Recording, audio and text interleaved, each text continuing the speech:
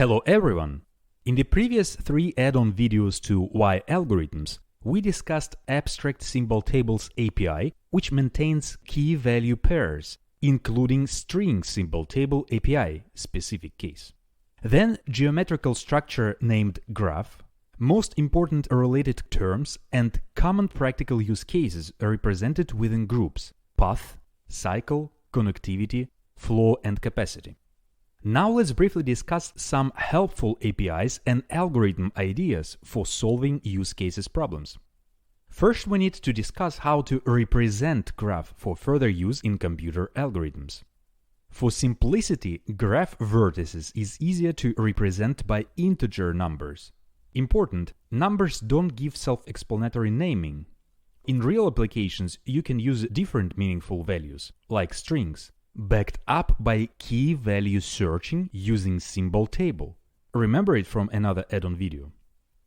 That's how you can represent vertices by numbers, keys, for any naming values. Edge is actually information about connecting two vertices, either in one direction for D-graph or without direction for undirected graph. Let's start with Abstract API for both types of graphs, to catch the idea of what operations may be included. Remember, API gives idea about what can you potentially do. Let's see what we can do with graphs based on aggregated best practices. Don't reinvent the wheel. Let's start with undirected graph. We do not care about edges directions, and for now also about edges weights. Remember from previous add-on video, we for simplicity mentioned that API is an abstract announcement of functions procedures set. Such set can be aggregated within so-called class. We don't plan to talk about classes, just use word class as an aggregator for our API, which is a list of functions. Functions will be listed on the left side or column. Some comments will be written on the right side.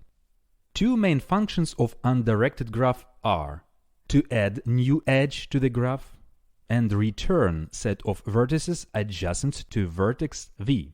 Plus, there might be some auxiliary functions, like returning total number of vertices or total number of edges. If we want to handle edges weight for undirected graph, it would be easier to separate Abstract API into two parts: Weighted Edge API and another Edge-Weighted Graph API. Let's take a look to possible description. Weighted Edge API's main functions are: first, to create weighted edge between two input vertices, for example v and w. Second, to return arbitrary one out of two edges vertices. Remember, direction is not important. Third, based on input vertex, to return other vertex of an edge. Fourth, to return edges weight. Edge-Weighted Graph API to have such main functions. First, to add weighted edge E to this graph. Second, to return all edges adjacent to input vertex V, and few other functions. For directed graph or D-graph, it's easier to introduce Directed Edge API from the beginning first, to handle direction and additionally, by the way, weight of each edge, similarly to Edge-Weighted Graph. First function is to add directed edge from first input vertex v to the second input vertex w. Second function, named from, to return vertex v, which considered as edge beginning. Third function, named to return vertex w, which is edge's end. And additionally function to return weight of an edge. And then we can bring Edge-Weighted D-graph API with similar main functions: adding edge, directed edge this time though, and return set of directed edges as well, pointing from certain vertex v, and few additional functions as well. Abstract API gives you an idea what are graphs, what you can do with graphs, and what operations expect to see. A real implementation is out of scope of this video. Please read yourself about Adjacency-Matrix and Adjacency-List graph representations. In short, Adjacency-Matrix is about the same number of columns and rows representing vertices, and each intersection may contain Boolean value of 1 in case vertex represented by certain row is connected to vertex represented by certain column, like this one in our example. Otherwise, Boolean value is 0, meaning no edge between vertices. For example, this value 1 means we have edge between vertices 0 and 1, and this value 0 means there is no edge between vertices 1 and 2. Alternative representation, Adjacency-List, has a one-dimensional array representing vertices. And if certain vertex from this array is connected to one or more other vertices, then array item points to a list of items representing vertices which vertex from array is connected to. Look at this example. This vertex number 0 is connected to these three other vertices. So array item 0 pointing to a list containing three relevant items. And same thing is applicable to other graph vertices and corresponding array items. Both graph representations could be applicable for undirected as well as directed graph. Check that yourself. Adjacency-List is better to use in practice, since graphs tend to be sparse. Sparse means huge number of vertices, but small average vertex degree, or in other words, small number of edges. Sparse means that adjacency matrix would have most items in its array set to 0, expressing no edge between two vertices, which is not efficient. When you search for an edge, you will have lots of search miss operations. Sparse also means that Adjacency-List would have small size of lists, which array items point to, which is effective for search. Do you remember in the previous add-on video we discussed one of the examples named service window? It was about a wall which separates front-end Abstract API from back-end hidden real implementation. In the previous video, front-end customer used Abstract Symbol Table API for storing and retrieving key value pairs. And service window hides sometimes complicated, non-intuitive real implementation, like tree or trie structures to speed up functioning. In this video, we started with front-end graph structures and related graph and dgraph APIs to store and further retrieve graph vertices and edges. And our hidden back-end journey started with Adjacency-List as the most used practical graph representation. Not so obvious, but effective implementation. When we discussed use cases groups, we started with easier for understanding path group, cycle group, and then moved to connectivity group.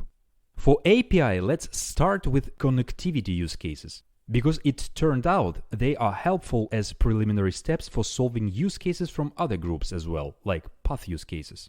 First connectivity use case in our focus is find all vertices connected to a given source vertex S.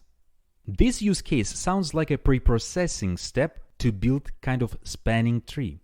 Do you remember two strategies were discussed earlier regarding exploring graph, also named graph traversal? One strategy is to visit vertices in a level-by-level increasing distance from source vertex S. And another one is deep dive maze exploration strategy. Two corresponding algorithms were discovered, one for each strategy. For the first strategy, breadth-first search algorithm. For the second one, depth-first search. In our video, we will touch implementation for undirected graphs. You can search implementation ideas for dgraphs analogically yourself. Our front-end Abstract API can have one class, our API aggregator with a list of functions, which we can name after corresponding algorithm, and at least one preprocessing function, which takes graph and source vertex S as parameters. Breadth-first search function in this API, and depth-first search function in this API. Once graph is preprocessed, couple other functions could be used in both APIs. To check is there a path from vertex S, used by preprocessing function, to vertex T, and function to return path from vertex S to vertex T.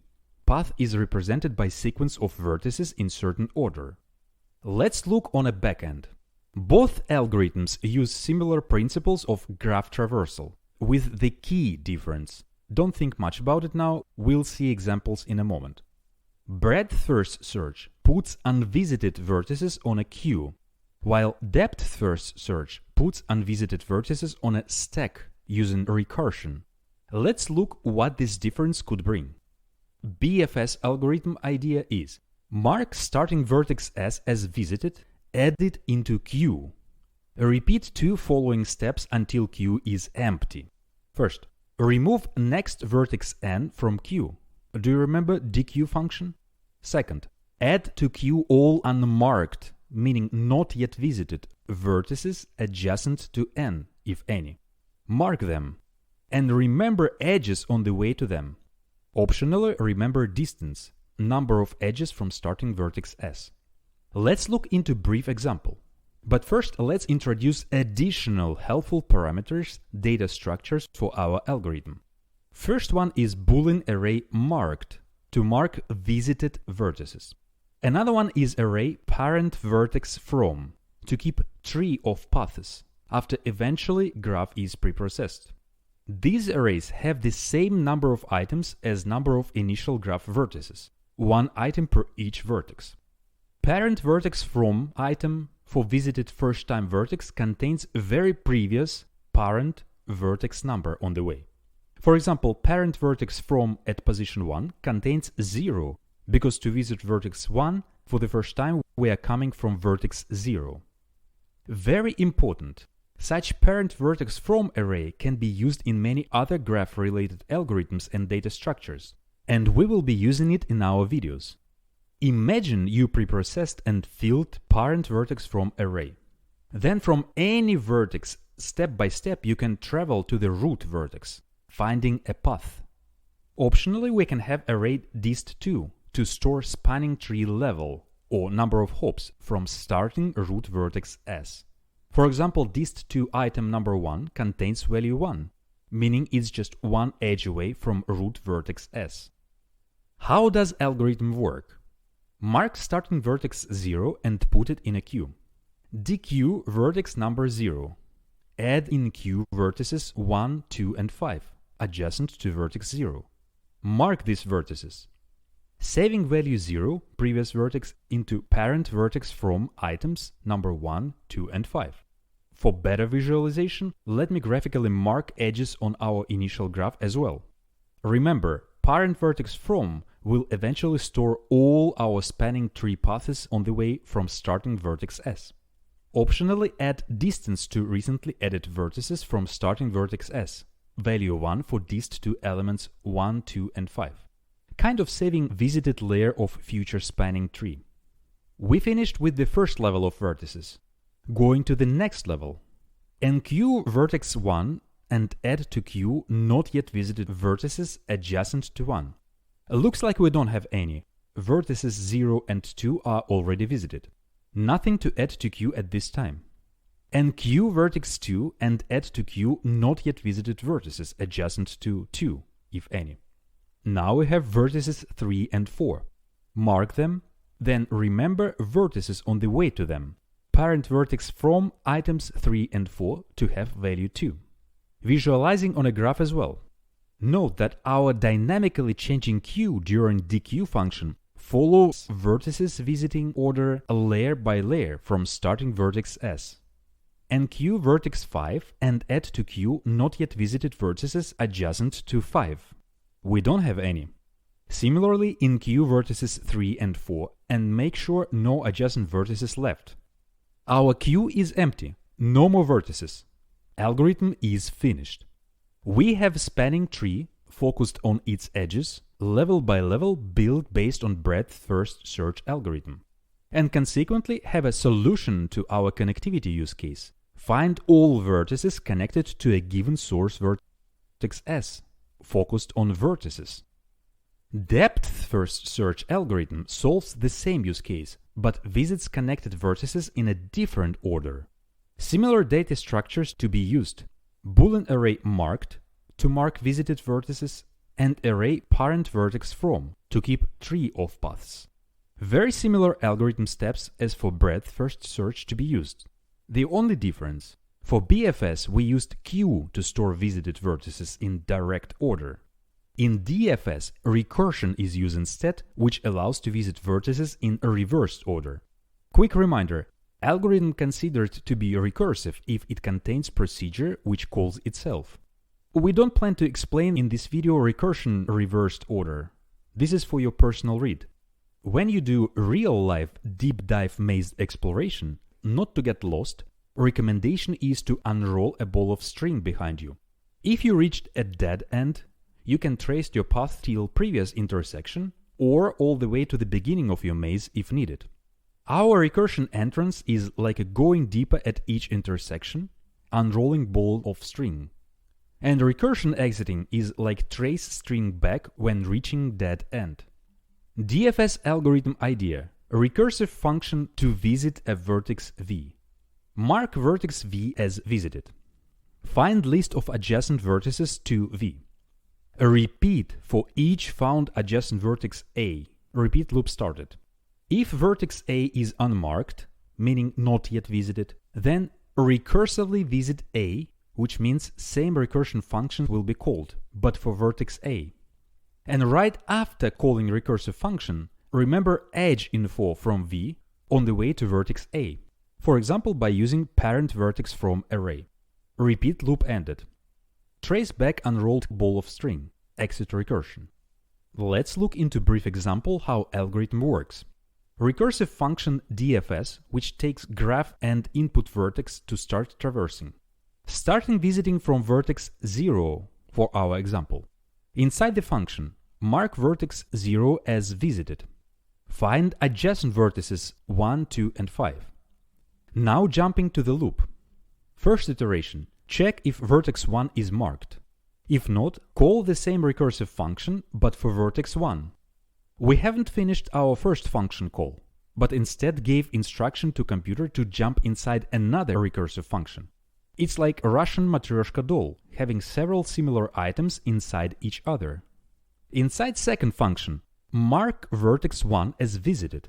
Find adjacent vertices 0 and 2. Now jumping to the loop. First iteration, check is vertex 0 marked. It is, skipping it. Going to the next loop iteration to vertex 2. Vertex 2 is not marked yet, therefore calling the same recursive function but for vertex 2. We haven't finished our second function as well and moved inside third recursive function. Inside this function we mark vertex 2 as visited. Find adjacent vertices 0, 1, 3, 4. Inside the loop we are checking and skipping already visited vertices 0 and 1. And moving even deeper into recursion, calling function for vertex 3. Inside this function, mark vertex 3 as visited. Find adjacent vertices 2, 4, and 5. Now jumping to the loop. On the first iteration, skipping vertex 2 as already visited.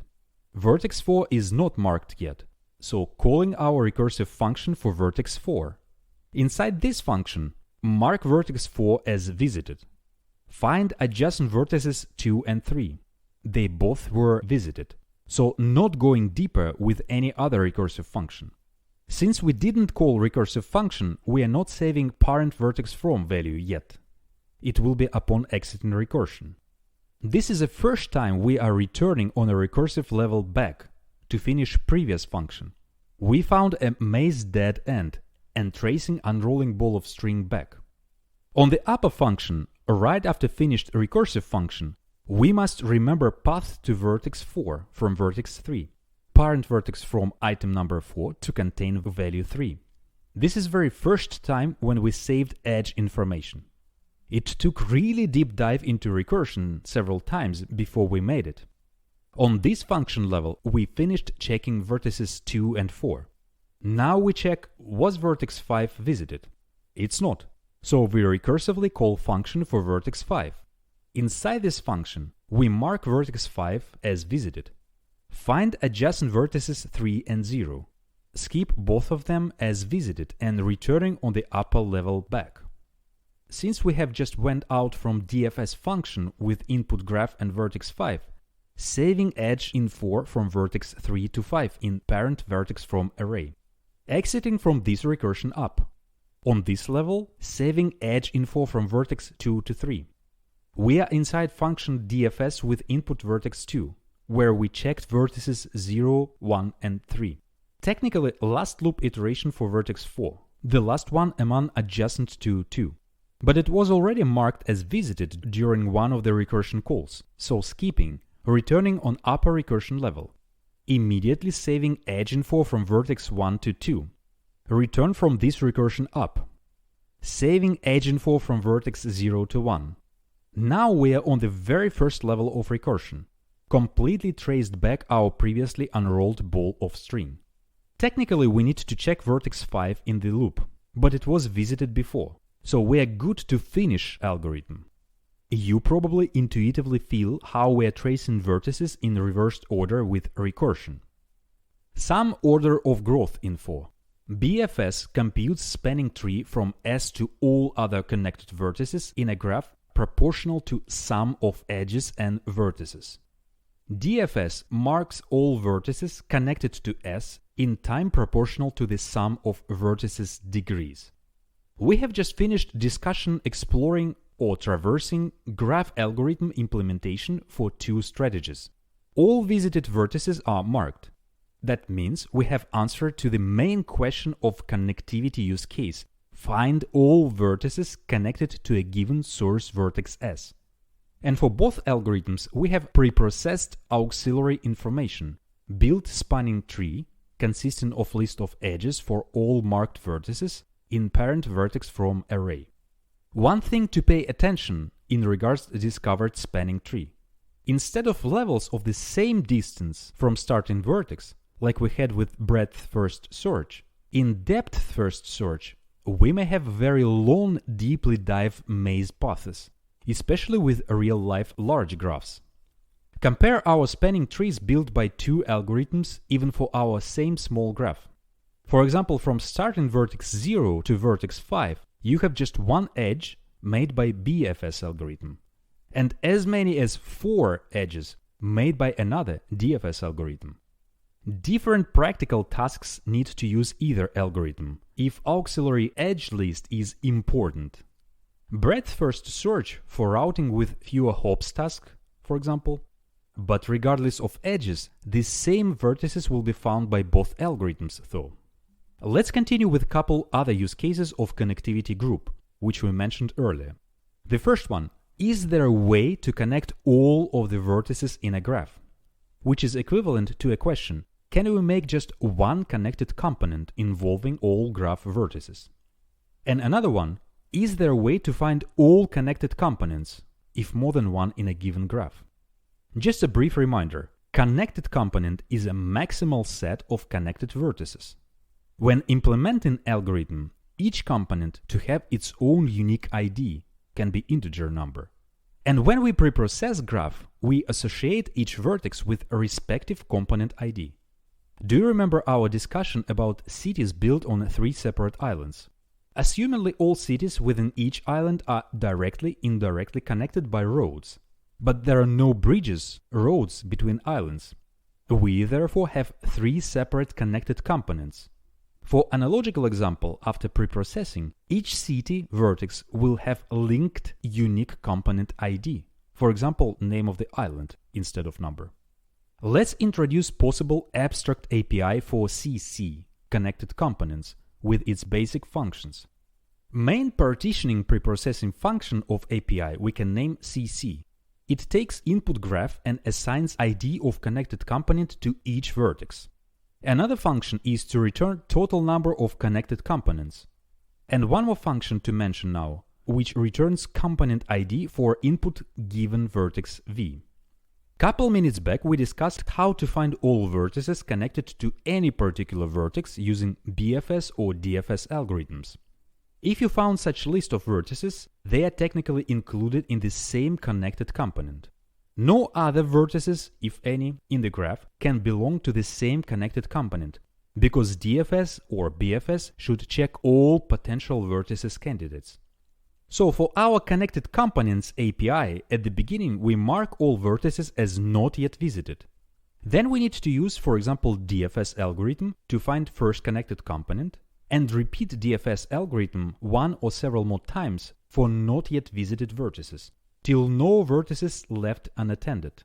Do not forget to assign unique connected component ID each time DFS algorithm is used. Our main partitioning function should introduce and handle few extra parameters. Array named marked to mark visited vertices, array named ID to store connected component ID for each vertex, and parameter to store total number of connected components. Implementation of main partitioning function can be as simple as just one loop, which allows to visit each vertex of a graph. Within a loop, check if vertex not yet visited. If so, then run DFS algorithm with input parameter started vertex of particular loop iteration. After DFS is finished, increase number of connected components before moving to the next loop iteration. For simplicity, this counter parameter can be used as unique connected component ID in each loop iteration. Our DFS algorithm should have one extra line of code to set connected component ID for each currently visited vertex, on the top of marking just visited vertex. First DFS run will assign CCID 0 to all visited vertices. Second DFS run will assign CCID 1, and so on. Since main loop should engage all vertices of the graph, no single vertex will be unattended. And at the end of the preprocessing partitioning function, we will find one or several connected components. Their IDs are assigned to each vertex. And also we will store a number of total connected components. By using just one preprocessing partitioning function, we can find answers to both use cases of connectivity group, which we mentioned earlier. Is there a way to connect all of the vertices in a graph? In other words, can we make just one connected component involving all graph vertices? For answer, we just need to know, do we have number of connected components to be equal to 1? We can use additional mentioned supplementary function, which just returns this number. And another use case, is there a way to find all connected components, if more than one in a given graph? This use case is also taken care of because all vertices must be visited and have assigned CCID once preprocessing partitioning function is finished, isn't it? All our connectivity use cases in this video had deal with undirected graph examples. For directed graphs, you can search yourself. Analogically, BFS, DFS algorithms are applicable. Instead of connected components, there are similar terms with a very close meaning, but some differences, like strongly connected components, applicable to D-graphs, for example. While we are still in the realm of connectivity use cases group, let's touch one more use case, quantitative and not qualitative this time. What is the best way to connect all of the vertices? In other words, how to build minimal spanning tree for a given undirected graph. Two important assumptions here. Graph has only one connected component, so all vertices are connected, and edge weights are distinct. To represent MST, we can use high-level simple Abstract API with two main functions. First one, MST, which preprocesses, builds minimal spanning tree from a given input graph. Second one, after preprocessing is done, returns list of weighted edges in MST. Do you remember weighted edge and undirected weighted graph APIs introduced earlier? Additionally, we could introduce optional function to return total weight of MST. Implementation is based on so-called greedy type algorithm. Simplifying, greedy type naming reflects kind of minimum efforts on each algorithm's step. Minimum efforts means as long as decision on certain step is made, it's never reconsidered. For our MST algorithms, we will be adding edges to a tree on each step. And once edge is added, it definitely will be in the final MST. There are several ways to solve task of building MST with optimal E multiplied by log E big O time notation, where E is a number of edges in the graph. We will discuss just two out of others. One possible way is to use Krushkal's algorithm, discovered in 1956 by Joseph Krushkal. Idea is to order all graph edges in ascending order by their weights. After that, algorithm idea can be worded just by one sentence. On each greedy step, add next, smallest by weight, edge to our future MST, unless doing so would create cycle. Small comment. For final MST, number of edges to be smaller than number of vertices by 1. This would allow to stop checking other edges, candidates not yet verified, if we already have enough edges in our MST. On a diagram, at the beginning of our algorithm execution, we will mark all edges of a given graph by gray color, meaning they are not part of our final MST.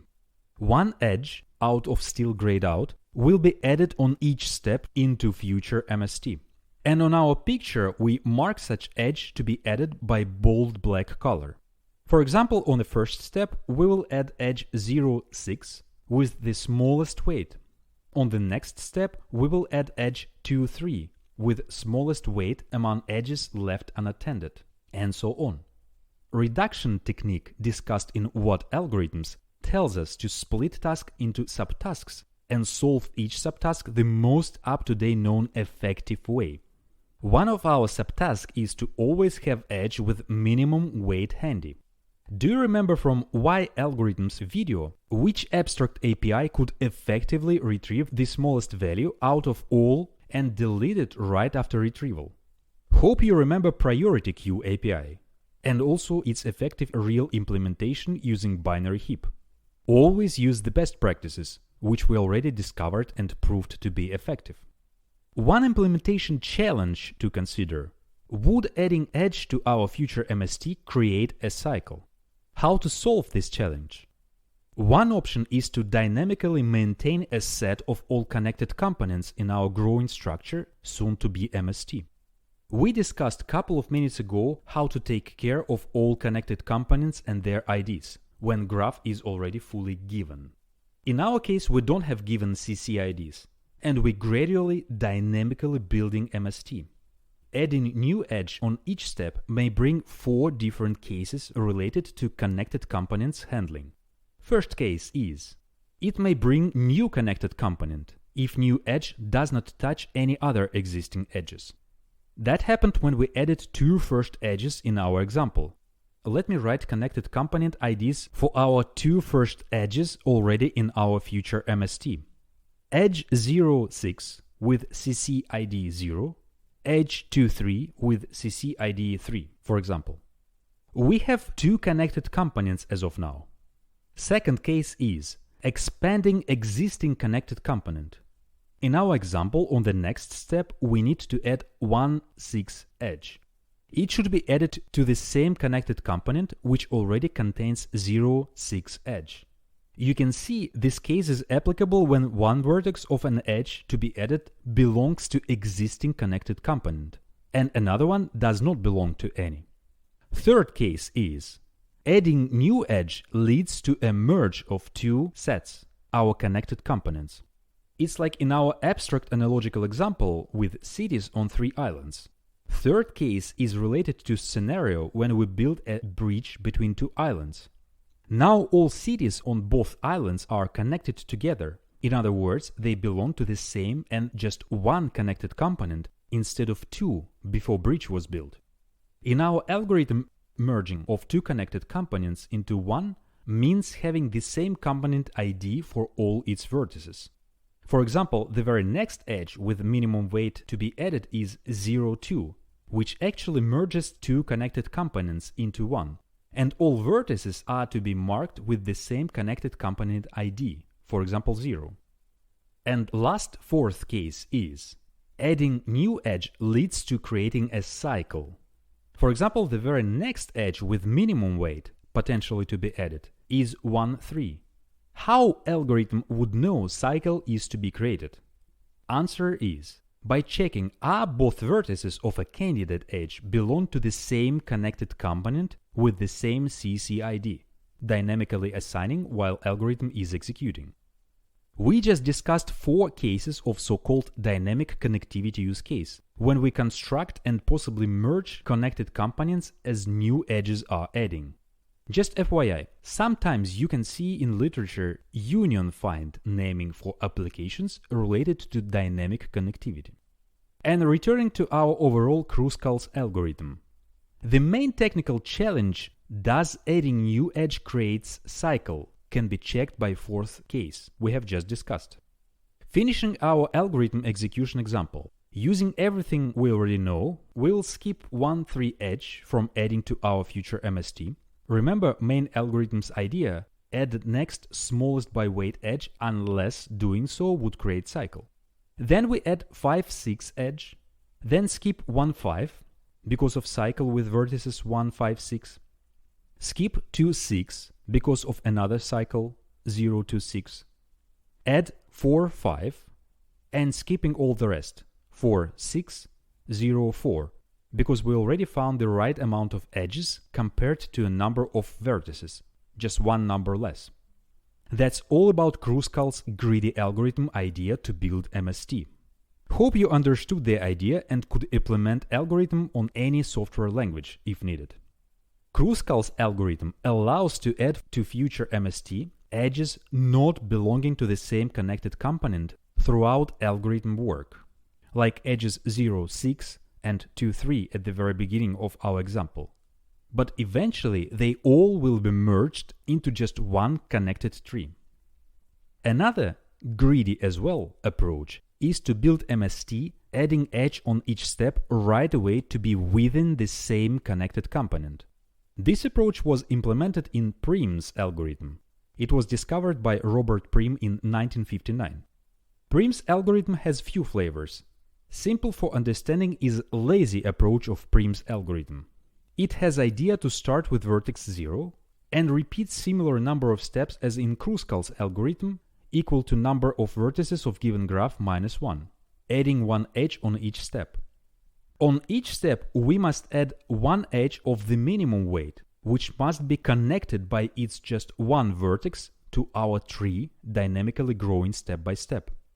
Small comment: second vertex of this edge about to be added must not be connected to a growing tree, because if both vertices of an edge are connected to a tree, it brings cycle, while we need to avoid cycles in our MST.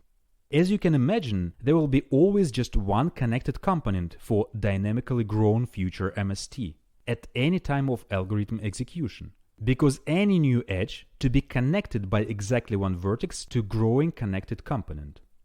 Another imaginary game: every step adds one edge and one new vertex to connected component. Such new vertex generally brings more new candidates, edges to be considered on each very next step. For example, on the first step we have 3 edges, candidates, connected to initial vertex 0, sorted by weight. But once we added edge with minimum weight among those 3, which is 0, 6, on the next algorithm step we will consider all edges connected to both vertices 0 and 6 to search for min-weighted edge among expanded number of candidates, sorted by weight as well. I hope you already got an idea. On the first step 0, 6 edge was added. On the second step 1, 6 was added. On the next step it will be 0, 2, then 2, 3, then 5, 6, and finally 4, 5. 6 edges in total for 7 vertices. For implementation we need to solve one challenge: how to find min-weight edge with exactly one vertex touching our dynamically grown tree. Lazy solution is to maintain priority queue, PQ, of edges touching our growing tree. Key is edge, priority or value is weight of an edge in this PQ. Disregard if both endpoints V and W of an edge are in our tree, to prevent from cycles to appear.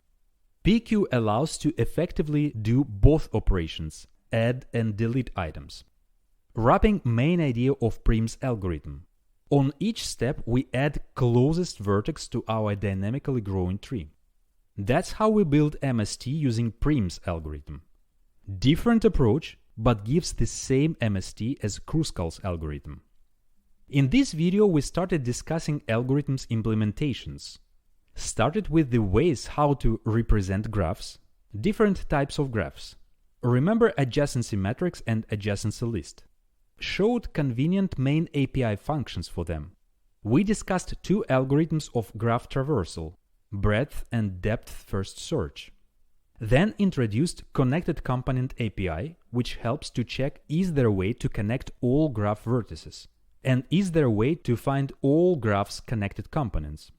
And recently we have just touched one more connectivity use case, which builds MST to answer a main question: what is the best way to connect all of the vertices? We introduced Abstract MST API, which builds MST for a given undirected weighted graph and returns list of edges after preprocessing. Implementation is based on greedy algorithms, and we introduced Krushkals and Prim's algorithms as two optimal variants. We additionally discussed dynamic connectivity union-find scenarios, which allow to determine cycles about to be created while constructing, growing our future MST. That's all for connectivity group use cases.